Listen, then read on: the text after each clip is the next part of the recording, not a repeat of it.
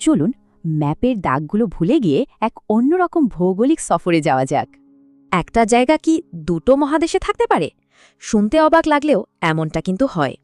এগুলোকে বলা হয় ট্রান্সকন্টিনেন্টাল, মানে এদের পরিচয় কোনো একটা মহাদেশে বাধা নয়। আমাদের প্রথম স্টপ মধ্য এশিয়ার বিশাল স্টেপ কাজাখস্তান। এটি বিশ্বের নবম বৃহত্তম দেশ। এর একটা বড় অংশ পড়েছে ইউরোপে, বাকিটা এশিয়ায়। মাঝখান দিয়ে গেছে উরাল নদী। এরকম অবস্থানের কারণেই এখানে নানা জাতি গোষ্ঠীর বাস, একটা সাংস্কৃতিক মেলবন্ধন।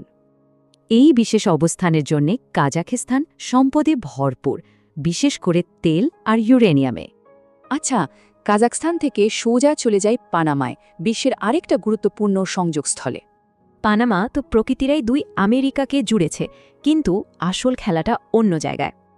অবশ্যই পানামা খাল, যা বিশ্ব বাণিজ্যের গতিপথই পাল্টে দিয়েছে।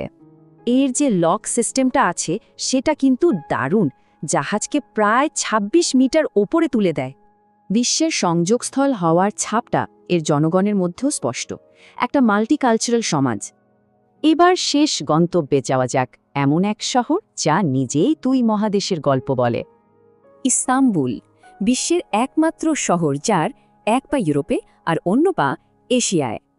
এর ইতিহাসও বিশাল, তিনটা বড় সাম্রাজ্যের রাজধানী ছিল এই শহর। হায়া সোফিয়া থেকে শুরু করে ব্লু মস্ক, পুরো শহরটাই যেন ইতিহাসের খোলা পাতা। আর এখানকার গ্র্যান্ড বাজার, বিশ্বের অন্যতম পুরনো আর বড় ছাদ ঢাকা বাজার।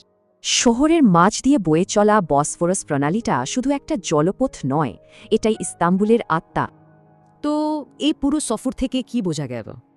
এগুলো শুধু ভৌগোলিক ব্যতিক্রম নয়, এগুলো সংস্কৃতি, বাণিজ্য আর ইতিহাসের মিলন কেন্দ্র। কাজাখস্তান, পানামা বা ইস্তাম্বুল, প্রত্যেকেরই বিশ্বজুড়ে একটা বিশাল গুরুত্ব রয়েছে। ম্যাপের দাগগুলো আসলে কতটা আপেক্ষিক, তাই না? পৃথিবীটা আসলে অনেক বেশি কানেক্টেড।